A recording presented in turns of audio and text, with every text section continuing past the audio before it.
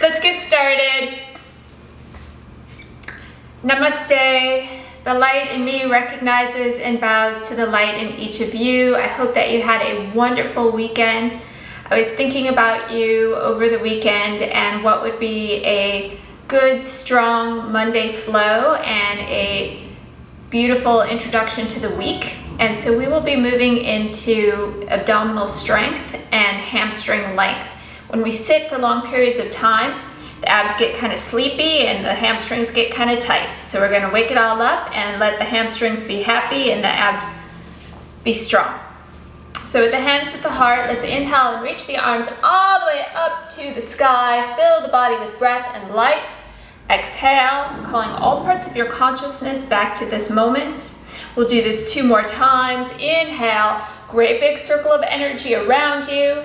As you exhale, bring some of that light and energy to your mind and then to your heart space. And just one last time, please inhale, great big circle, and exhale. And let's allow the hands to gently rest onto the legs.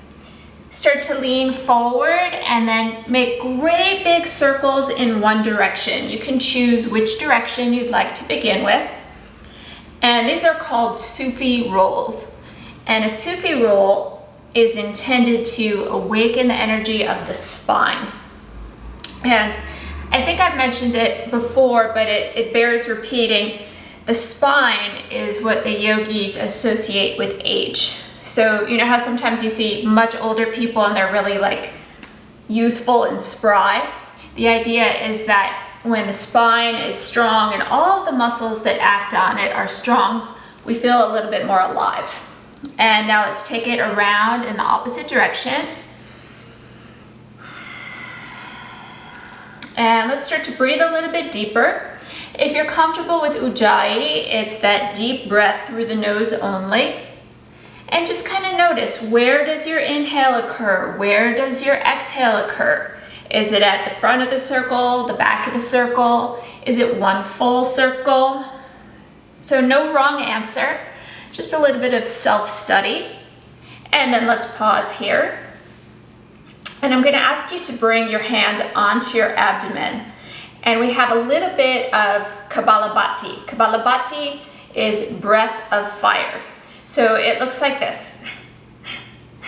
It's a sharp exhalation through the nose only. And every time you exhale, your belly draws in. So the abdominal wall moves in and massages your organs. It also just kind of wakes you up. So let's try it now.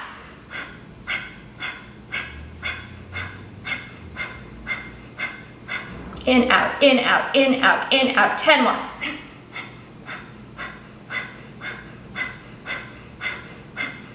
One long exhale through the mouth. Good. And now the belly has warmed up a little bit. We are ready to come onto the hands and knees. And let's start to wake up the obliques in the lower back as well. So we inhale, gaze up to the sky. Exhale, round your spine, tuck your tail. 2 more times. Inhale and gaze up. Exhale and round, tuck your tailbone. And just one more, breathe in. And breathe out. Come back to a flat back. And now as you're ready, let's come into plank.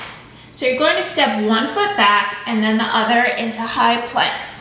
If you need to bring the knees to the floor, it's okay. But I'd like you to just draw the abdomen in and imagine that you could press the floor away from you with your hands. So your triceps are so active, your abs are so active that you could get a little higher. You've got 1 more big breath here, no big deal. And then drop the knees. And as I was mentioning, we're going to wake up the obliques. We'll do this first on the knees. So you can stay in this modified plank, and you're simply going to lift one hand and extend that same side leg, and then switch sides. So you just move really easily, side to side. You breathe in on the way down. You breathe out on the way up. In on the way down. Out on the way up. Good work. Let's try that one more time each side. And one more. Nice work. From here, we come onto all fours, so take your knees forward just an inch or two. Inhale, gaze to the sky. Exhale, downward facing dog. We will put this all together into a flow. So let your first downward facing dog feel really good. Find the length in the hamstrings by allowing the heels to be drawn by gravity down towards the earth. As you do so, lift your sit bones up a little higher, maybe lift the corners of your mouth a little higher. Enjoy your body, enjoy your strength. And now shift forward to plank. And again, simply imagine that you could press the floor away from you. And now I'm going to leave it up to you. You can either drop one knee and come into that little alternating side plank with the modification, or you can simply move on to the outside arch of one foot and the inside arch of the other foot. Continue to switch sides, all the way up, all the way down, all the way up, good. All the way down, one more time each side, please. All the way up, all the way down, one more. All the way up, all the way down, downward facing dog.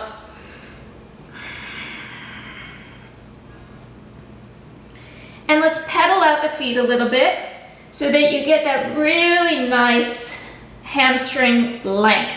So as you press one heel down, feel the back of that same side leg elongating, stretching, feeling good, and switch sides.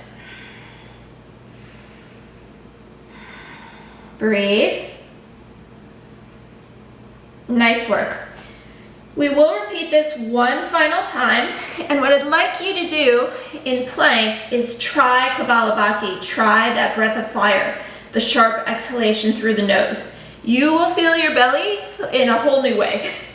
So let's come forward, top of a push-up. If you need to drop your knees, it's all good. But I do want to see the pumping action of the abdominal wall. So here we go.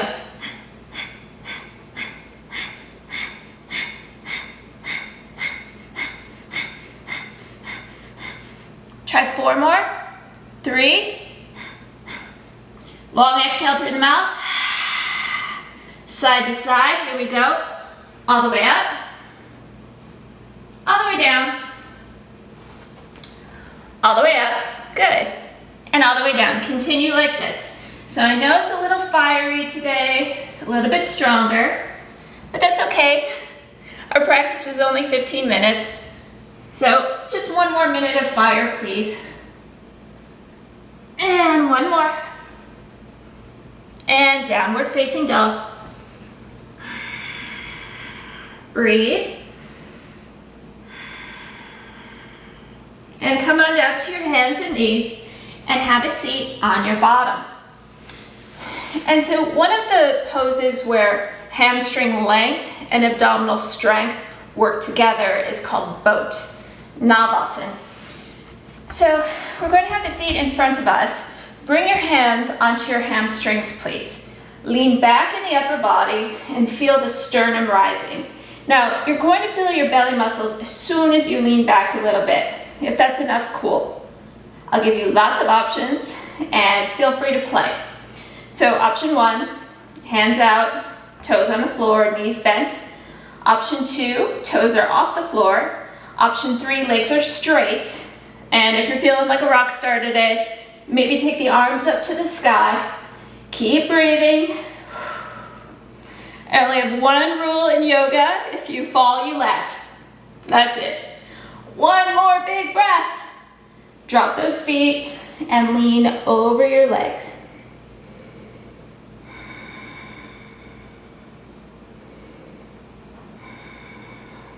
Good.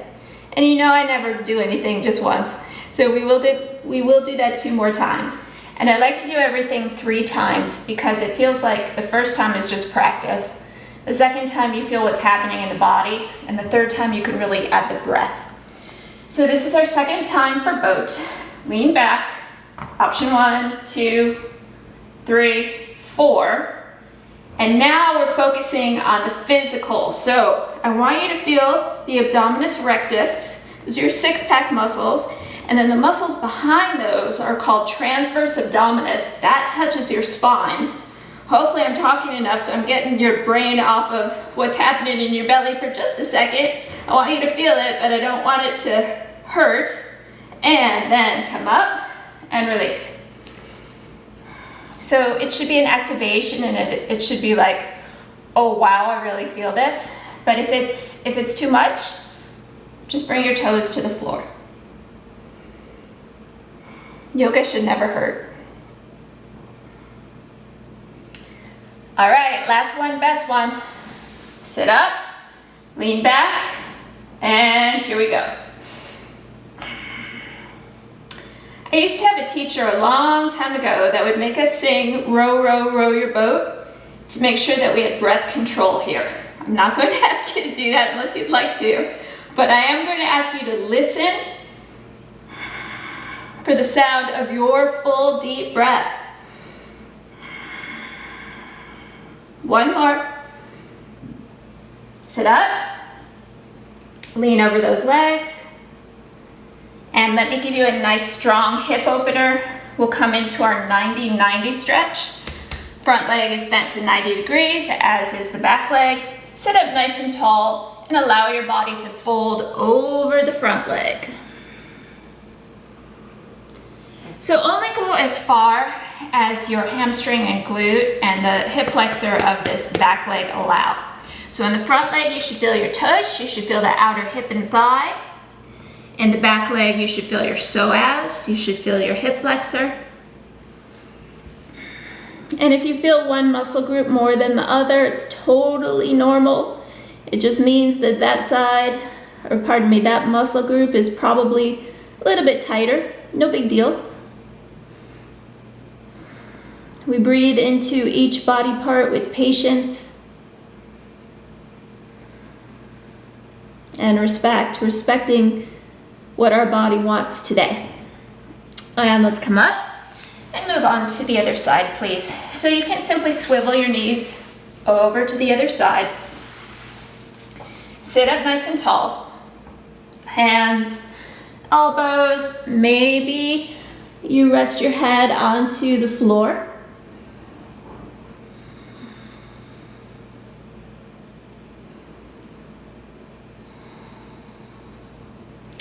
And something I've seen a lot of recently, I see a lot of people all of a sudden in my neighborhood jogging. It's become like everyone's new sport, jogging or walking. I think simply just to get out of the house and get some fresh air and to be active.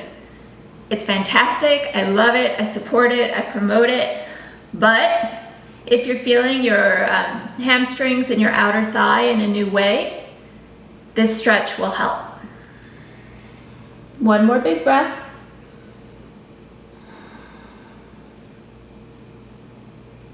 Come up. And let's bring the soles of the feet together. Open the soles of the feet as though you are opening the pages of a book. Sit up really tall. Exhale and fold. This is our final posture before meditation.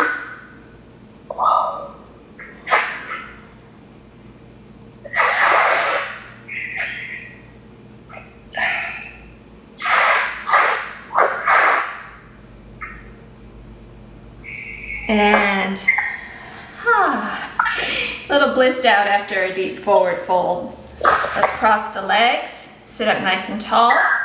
You can close your eyes.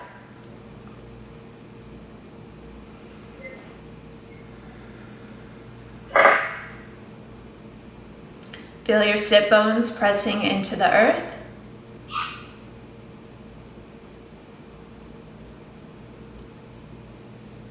Feel the crown of the head rising up towards this beautiful April sky.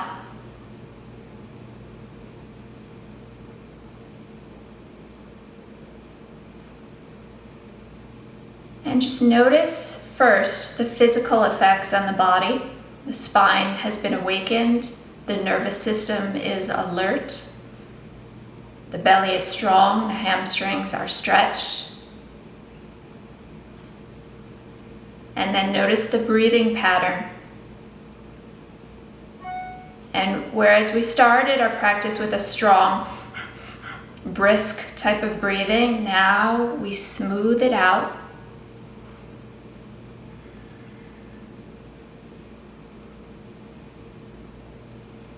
So that we carry both the feeling of being awake, alert, and energized, and centered and relaxed into the rest of our day. Thank you so much for joining me today. Thank you for sharing your practice. As always, namaste.